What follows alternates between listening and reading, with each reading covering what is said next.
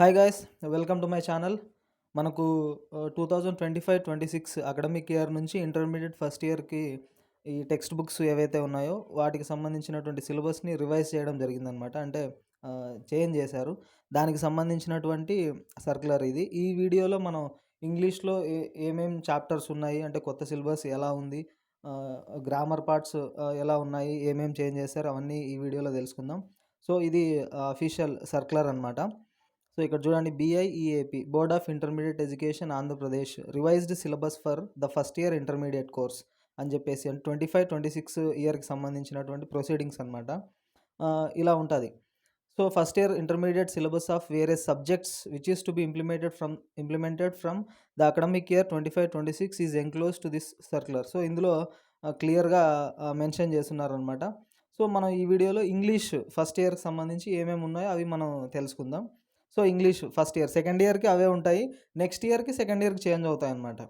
So first ఇయర్లో ఇవి chapters, unit 1 the awakening అని చెప్పి. సో దీంట్లో 3 ఉంటాయి, 3 సెక్షన్స్ అనమాట. అంటే ప్రోజు, పోయట్రీ, ఎక్స్టెన్సివ్ రీడింగ్ అని చెప్పేసి 3 ఉంటాయి.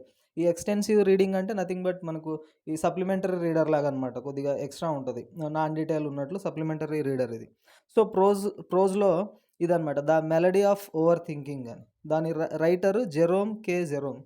సో ఈ ఈ రైటర్కి సంబంధించినటువంటి ఒక లెసన్ అది. Next poetry. ఈ పోయట్రీలో the lamb the tiger. So it was written by William Blake, writer.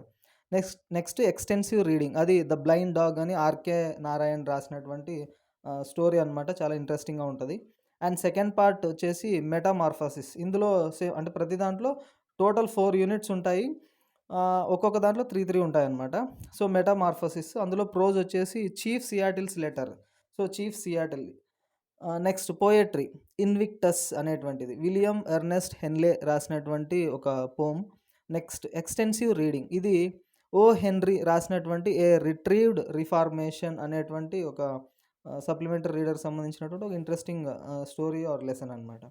Next థర్డ్ది వచ్చేసి బ్రేవ్ న్యూ వరల్డ్. ఇందులో 3 ఉన్నాయి, అవి prose. You you you got to find what you love. So Steve jobs తను రాసినటువంటి, Apple founder ఉన్నారు కదా Steve jobs, ఆయన అనమాట రైటర్ దానికి. నెక్స్ట్ పోయట్రీ, రెఫ్యూజీస్ అనేటువంటిది బ్రియాన్ బిల్స్టన్ అనేటువంటి రైటర్. నెక్స్ట్ ఎక్స్టెన్సివ్ రీడింగ్లో సౌండ్ ఆఫ్ థండర్, ఇది రే బ్రాడ్బరీ రాసినటువంటి ఒక మంచి స్టోరీ. నెక్స్ట్ గ్రామర్ చూసుకుంటే కనుక 4th పార్ట్ గ్రామర్లో ఇవి ఉన్నాయన్నమాట. కాంప్రిహెన్షన్, సో తెలుసు కదా మనకు ప్యాసేజెస్ ఇస్తారు, వాటికి సంబంధించి క్వశ్చన్స్ ఉంటాయి, మనం వాటిని రాయాల్సి ఉంటుంది, అవి కాంప్రిహెన్షన్ అనమాట. సెకండ్ది ఇన్ఫర్మేషన్ ట్రాన్స్ఫర్. సో ఇది 10th కూడా ఉంటుంది కదా. సో టెక్స్ట్ టు డయాగ్రామ్, వాళ్ళు ఒక మామూలుగా ఏం చేస్తూ ఉంటాం, మనం 10th దాకా ఒక డయాగ్రామ్ ఇస్తే మనం టెక్స్ట్ రూపంలోకి మారుస్తూ ఉంటాం. ఇక్కడ టెక్స్ట్ టు డయాగ్రామ్ అనమాట. వాళ్ళు ఒక ఇన్ఫర్మేషన్ ఇస్తారు, దాన్ని డయాగ్రామ్ రూపంలోకి మనం మార్చాల్సి ఉంటుంది. మామూలుగా 10th ఇప్పుడు ఒక పై చార్ట్ ఇస్తే దానికి సంబంధించింది ఇన్ఫర్మేషన్ మనం రాస్తాం కదా, ఇక్కడ ఇన్ఫర్మేషన్ ఇస్తారు, మనం తయారు చేయాల్సి ఉంటుంది, pie chart or bar graph ఇట్లా. నెక్స్ట్ థర్డ్ది creative writing. So creative writing కిందకి కాన్వర్జేషన్స్ ఇవన్నీ వస్తాయి, డైరీ ఎంట్రీలు లేదా డిస్క్రిప్షన్స్ ఇలా. నెక్స్ట్ 4th ఆర్టికల్స్, తెలుసు కదా articles, definite and indefinite articles, A and the, అవి ఎక్కడ ఎలా యూజ్ చేయాలి అని చెప్పేసి. Next prepositions. సో మనకి ఏవైతే ప్రపోజిషన్స్ ఉన్నాయో వాటికి సంబంధించిన ఫిల్ ఇన్ ద బ్లాంక్స్ లాగా అడుగుతూ ఉంటారు. ఆ ప్రపోజిషన్స్ని మనం సూటబుల్ ప్రపోజిషన్ సెలెక్ట్ చేసుకోవాల్సి ఉంటుంది, సేమ్ 10th లాగానే. Next verb forms or tense. So tenses అనమాట, బ్లాంక్స్ ఇస్తారు ఒక సెంటెన్స్ ఇచ్చి, అందులో వర్బ్ ఫామ్ బ్రాకెట్లో ఇస్తారు, సూటబుల్ వర్బ్ ఫామ్ని మనం రాయాల్సి ఉంటుంది అనమాట అక్కడ. సో అది అంటే రిలేటెడ్ టు దట్ టెన్స్, ఏ టెన్స్లో ఉంటే దానికి తగ్గట్టు మనం ఆ వర్బ్ని మారుస్తూ ఉంటాం కదా, అది.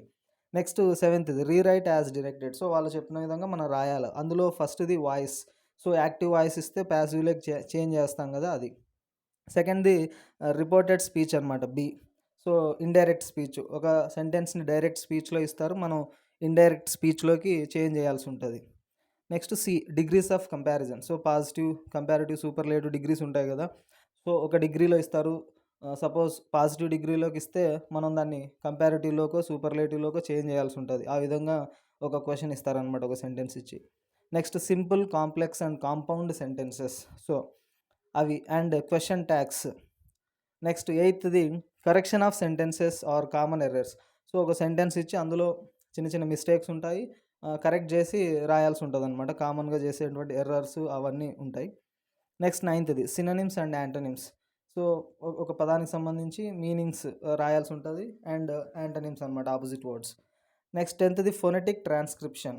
సో, ఫొనెటిక్స్ సంబంధించి ఫొనెటిక్ ట్రాన్స్క్రిప్షన్ ఒక వర్డ్‌కి సంబంధించి ఫొనెటిక్ ట్రాన్స్క్రిప్షన్ ఎలా రాయాలి అని జెప్పి. నెక్స్ట్ ఇది ఆడ్ సౌండ్స్. సో, మనం పలుకుతా ఉంటాం కదా! ప్రొనౌన్సియేషన్ ఆడ్ సౌండ్స్ అనమాట. భిన్నంగా ఉండే భిన్నంగా సౌండ్ చేసేటువంటి ఆ పదాన్ని మనం సెలెక్ట్ జేయాల్సి ఉంటది. సో, చాలా సింపుల్‌గా మనం చేయొచ్చు. Next dialogue writing. So, conversation ఒక సిట్యుయేషన్ ఇస్తారు. డైలాగ్‌ని బిల్డ్ చేయాలనమాట. ఇది గ్రామర్ పార్ట్. చాలా ఈజీగానే ఉంటది. సో, మీ అందరికీ ఈ సిలబస్ సంబంధించి అర్థమైందనుకుంటున్నాను. So, thanks for watching.